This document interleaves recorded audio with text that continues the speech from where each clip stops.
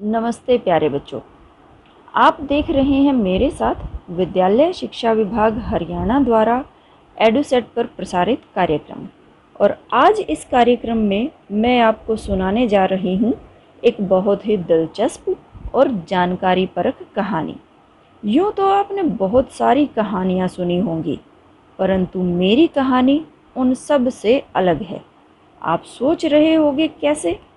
वह ऐसे क्योंकि यह न तो पशु पक्षियों की कहानी है, न राजा रानी की, न परियों की, न चमत्कारों की। फिर किसकी कहानी हो सकती है यह? मेरी यह कहानी है अक्षरों की कहानी, जो छठी कक्षा की हिंदी की पाठ्य पुस्तक वसंत भाग 1 में संकलित 5वां पाठ है, अक्षरों का महत्व, और जिसे लिखा है श्री गुणाकर मुले जी ने। आप सोच रहे होंगे बच्चों कि अक्षरों का ऐसा क्या विशेष महत्व है जिसके बारे में जानना इतना आवश्यक है। तो मैं आपको बता दूं कि इस पाठ को पढ़ने के बाद आप निश्चित रूप से यह सब जान पाएंगे कि यदि आदमी अक्षरों को न जानता तो आज इस दुनिया का क्या हाल होता। अक्षरों का ज्ञान मनुष्य को सबसे पहले कब और कैसे हुआ? अक्षरों की खोज से पहले मनुष्य अपनी बात दूसरों तक कैसे पहुंचाते थे? अक्षरों की खोज के बाद मनुष्य के जीवन में क्या परिवर्तन आए? क्या अक्षरों की खोज के बाद मानव जाति का विकास हुआ? अक्षरों की खोज के साथ एक नए युग की शुरुआत कैसे हुई? तो आइए तलाश करते हैं आपके इन सब प्रश्नों के उत्तर अक्षरों की इस कहानी के माध्यम से। यह तो आप जानते ही होंगे बच्चों कि हमारी धरती बहुत पुरानी है, बहुत बहुत बहुत पुरानी, 5 अरब साल पुरानी। 5 अरब साल पहले जब धरती की उत्पत्ति हुई तो उसके भी 2-3 अरब साल बाद तक तो इस धरती पर किसी प्रकार के जीव जंतु ही नहीं थे। फिर धीरे धीरे जानवरों और वनस्पतियों का जन्म हुआ और करोड़ों साल तक इन्हीं का ही धरती पर राज्य रहा।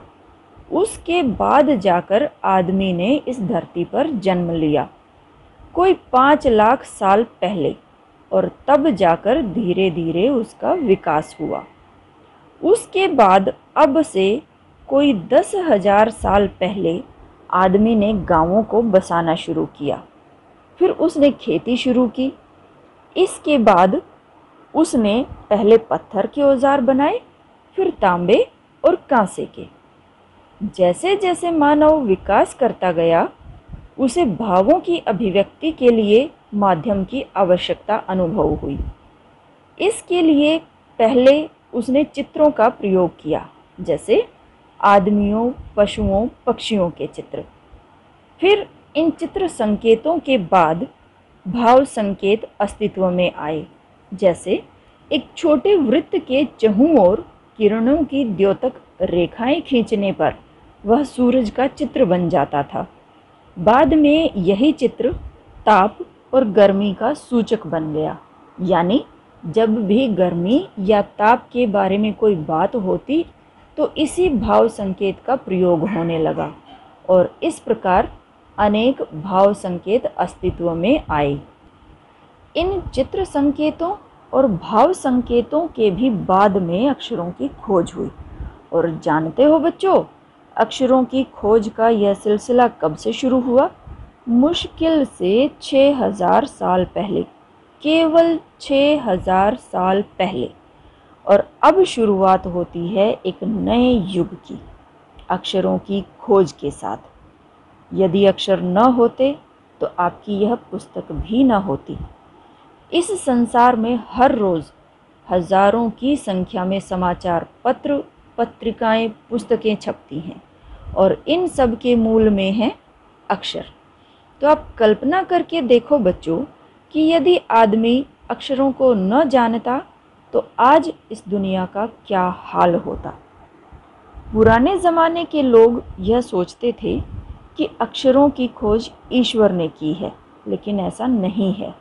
अक्षरों की खोज स्वयं मनुष्य ने ही की है और इन्हीं अक्षरों की खोज के बाद ही मनुष्य ने अपने विचारों और अपने हिसाब किताब को लिखकर रखना शुरू किया और उसी के बाद से मानव को सभ्य कहा जाने लगा। और जब से आदमी ने लिखना शुरू किया तब से ही इतिहास की भी शुरुआत हुई। किसी भी राष्ट्र या जाति का इतिहास तब से शुरू होता है जब से आदमी के लिखे हुए लेख मिलने लग जाते हैं। अक्षरों की खोज से पहले का जो समय था बच्चों, जब मनुष्य लिखना नहीं जानता था, उस समय को प्रागैतिहासिक काल यानी इतिहास से पहले का समय कहा जाता है। अब आप समझ गए होंगे बच्चों कि यदि आदमी अक्षरों की खोज नहीं करता तो न तो हम इतिहास के विषय में जान पाते और न ही यह जान पाते कि कुछ हजार साल पहले आदमी किस प्रकार रहता था, क्या क्या सोचता था, उस समय कौन कौन राजा हुए, आदि आदि। इन्हीं अक्षरों की खोज की बदौलत ही एक पीढ़ी का ज्ञान दूसरी पीढ़ी तक हस्तांतरित होने लगा और इसी कारण मानव जाति का तेजी से विकास हो सका। तो यह थी बच्चों अक्षरों की कहानी। अब तो आप भली भांति समझ गए होंगे ना कि हमारे जीवन में अक्षरों का क्या महत्व है। मैं आशा करती हूँ कि आपको अपने सारे प्रश्नों के उत्तर भी मिल गए होंगे और मैं यह भी आशा करती हूँ कि आप सब यह बखूबी समझ गए होंगे कि हमारे जीवन में शिक्षा का क्या महत्व है। यह अक्षर ही हैं जिनकी बदौलत हम एक दूसरे की बातों को सुन, बोल, पढ़ और लिख पाते हैं और समझ पाते हैं। आइए बच्चों, पाठ में आए कुछ नए शब्दों के बारे में भी जान लें। तादाद, संख्या, अनादिकाल जो सदा से चला आ रहा है, द्योतक, सूचक, सिलसिला, क्रम, पीढ़ी, वंश परंपरा, प्रागैतिहासिक, इतिहास से पहले का, कौम, जाति, समाचार पत्र, अखबार। आइए बच्चों, अब प्रश्न अभ्यास कर लेते हैं जिसमें कुछ प्रश्न दिए गए हैं और उनके उत्तर भी हम देखेंगे। निबंध से का पहला प्रश्न है, पाठ में ऐसा क्यों कहा गया है कि अक्षरों के साथ एक नए युग की शुरुआत हुई? उत्तर, अक्षरों की खोज के साथ निश्चित रूप से एक नए युग की शुरुआत हुई। इसके बाद से ही आदमी अपने विचारों और हिसाब किताब को लिखकर रखने लगा, जिससे एक पीढ़ी के ज्ञान का इस्तेमाल दूसरी पीढ़ी करने लगी। अक्षरों की खोज के बाद से ही मनुष्य इतिहास को जान पाया है। दूसरा प्रश्न है, अक्षरों की खोज का सिलसिला कब और कैसे शुरू हुआ? पाठ पढ़कर उत्तर लिखो। अक्षरों की खोज का सिलसिला आज से लगभग 6000 साल पहले शुरू हुआ था। उससे पहले मनुष्य चित्रों के माध्यम से अपने भाव व्यक्त करता था, जैसे पशुओं, पक्षियों, आदमियों आदि के चित्र। इन चित्र संकेतों से बाद में भाव संकेत अस्तित्व में आए, जैसे एक छोटे वृत्त के चारों ओर किरणों को दिखाने के लिए रेखाएं खींचने पर वह सूर्य का चित्र बन जाता था। बाद में यही चित्र ताप और धूप का द्योतक बन गया और इस तरह अनेक भाव संकेत अस्तित्व में आए। फिर इनके पश्चात आवश्यकता अनुभव हुई अक्षरों की, तब जाकर शुरुआत हुई अक्षरों की खोज के सिलसिले की।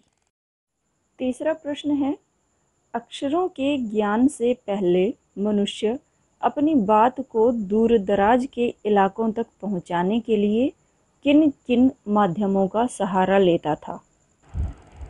अक्षरों के ज्ञान से पहले मनुष्य अपनी बात को दूर दराज के इलाकों तक पहुंचाने के लिए पशुओं, पक्षियों, आदमियों आदि के चित्रों तथा भाव संकेतों जैसे माध्यमों का सहारा लेता था। अनुमान और कल्पना के अंतर्गत इन प्रश्नों के उत्तर आपने स्वयं देने हैं बच्चों, क्योंकि अनुमान और कल्पना हर किसी की अलग अलग होती हैं। तो मेरी कल्पना कुछ और होगी, आपकी कल्पना कुछ और होगी। तो आपने पाठ को ध्यान से पढ़ा, सुना, समझा, तो अब आपने उसी के आधार पर अपना स्वयं का अनुमान लगाना है और स्वयं की कल्पना करनी है और इन दिए गए प्रश्नों के उत्तर स्वयं ही खोजने हैं। ठीक है, तो हम शुरू करते हैं। पहला प्रश्न है, पुराने ज़माने में लोग यह क्यों सोचते थे कि अक्षर और भाषा की खोज ईश्वर ने की थी? अनुमान लगाओ और बताओ। दूसरा प्रश्न है, अक्षरों के महत्व के साथ ही मनुष्य के जीवन में गीत, नृत्य और खेलों का भी महत्व है। आप अपने परिवार में बातचीत करके इनके महत्व के बारे में जानकारी इकट्ठी करें और आपस में एक दूसरे को सुनाएं। तीसरा प्रश्न है, क्या होता अगर हमारे आसपास अक्षर ना होते? क्या होता अगर भाषा ही ना होती? भाषा की बात के अंतर्गत पहले हम बात करेंगे बच्चों उपसर्ग के बारे में। उपसर्ग की परिभाषा जानने से पहले कुछ एक उदाहरण देख लेते हैं, जैसे अनादि, सुपुत्र, पराजय।